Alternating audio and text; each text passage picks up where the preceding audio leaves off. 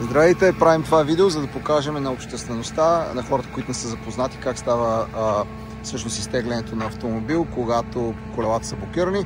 В случая сме сложили този автомобил в парк, автомобил с предно предаване, но сме включили и ръчната спирачка.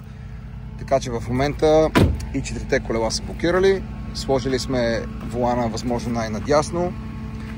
Няма да коментирам цената, която колегата във видеото казва, тъй като не съм запознат с цените в България, но ще коментирам това, че всъщност дали автомобилът е с блокирани колела, дали скоростната кутия е блокирала и дали три от колелата са блокирали, всъщност е едно и също нещо. Използваме скейтс в случая да натварим този автомобил.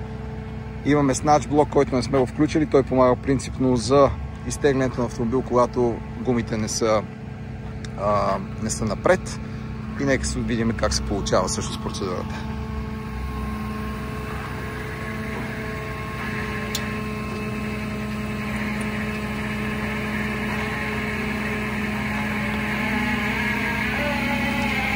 Ето виждате, реално даже без да използваме снач блока, колата си върви напред, защото всъщност тя се води по така наречените скейтс. Това е.